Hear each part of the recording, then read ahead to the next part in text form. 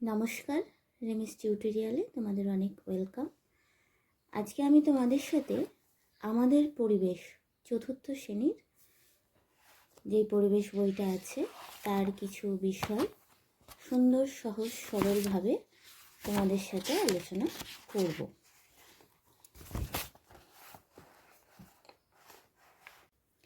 আমাদের পরিবেশ বইয়ের প্রথম যেটা বিষয় সেটা হচ্ছে চারপাশের নানা জীব।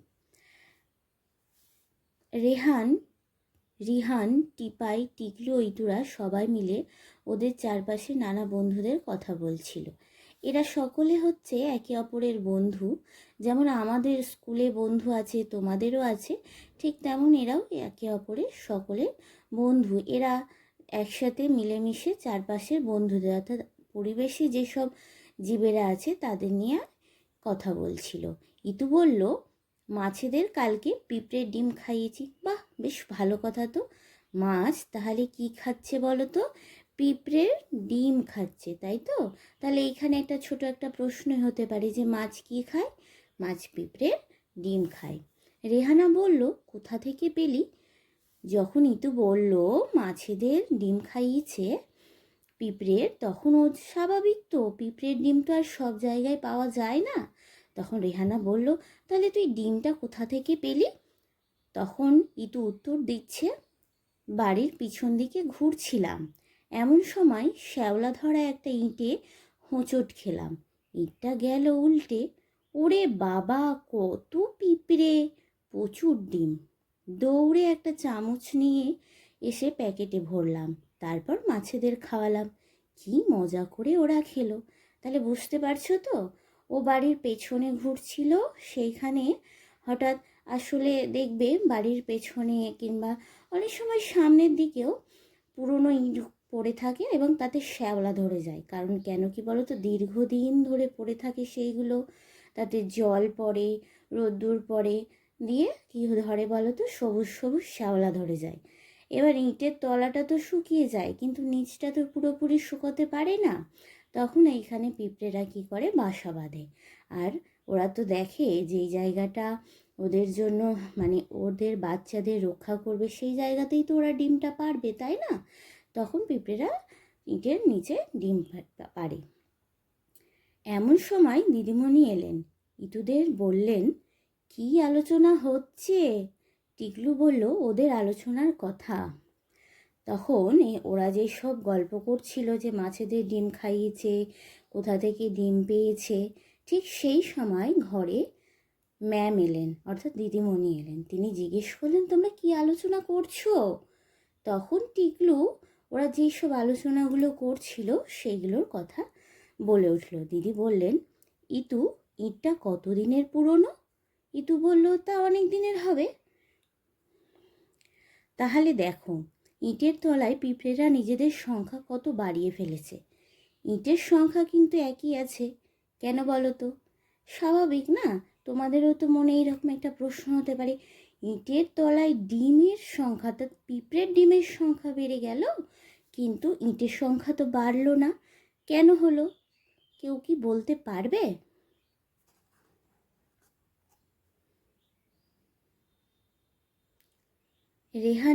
রিহানরা সবাই একসঙ্গে বলল, দিদি, ইঁট থেকে তো ইঁট হয় না।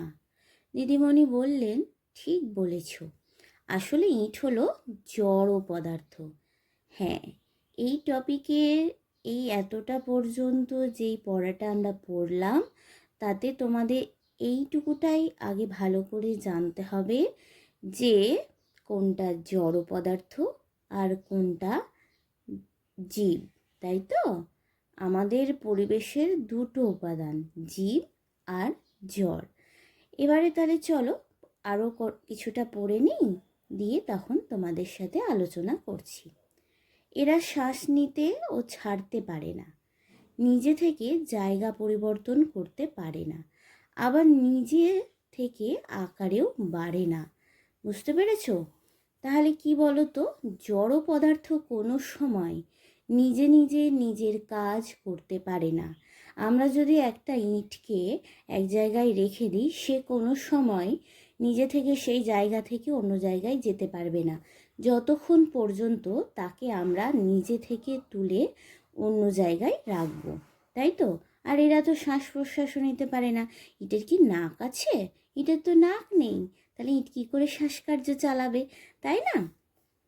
টিকলু বলল, দিদি পরশুদিন বৃষ্টি হয়েছিল, তাতে আমাদের পুকুরে কত ব্যাঙাচি হলো, আর আমাদের বাড়ির উঠোন জুড়ে কত ছোট ছোট ব্যাঙ।